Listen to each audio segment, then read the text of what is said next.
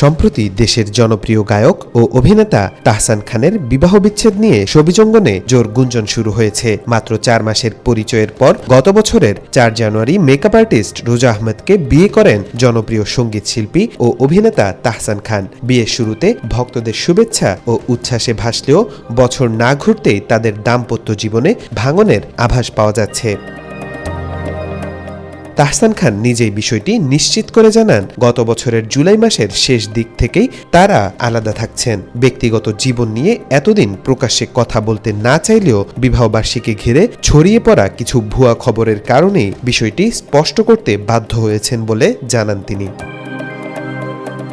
তবে বাস্তবে আলাদা থাকলেও রোজা আহমেদের ইনস্টাগ্রাম প্রোফাইলে এখনও দেখা যাচ্ছে ভিন্ন চিত্র। তার প্রোফাইলের প্রথম পিন করা ছবিটি এখনও তাহসানের সঙ্গে বিয়ের মুহূর্তের ছবি, পাশাপাশি দেশ বিদেশে ঘোরাঘুরির নানা স্মৃতিও আগের মতোই রয়ে গেছে।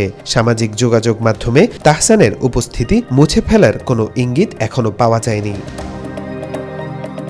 এদিকে নেট দুনিয়ায় শীঘ্রই তাদের আনুষ্ঠানিক বিচ্ছেদের ঘোষণার গুঞ্জন ছড়ালেও এ বিষয়ে এখনো বিস্তারিত কোনো মন্তব্য করেননি তাহসান খান। উল্লেখ্য, রোজা আহমেদ তাহসান খানের দ্বিতীয় স্ত্রী। তিনি পেশায় একজন মেকআপ আর্টিস্ট এবং বাংলাদেশ ও যুক্তরাষ্ট্রে দীর্ঘদিন ধরে কাজ করছেন। নিউ ইয়র্কে রয়েছে তার নিজস্ব মেকআপ প্রতিষ্ঠান। তৌফিকুল ইসলাম, আজকাল।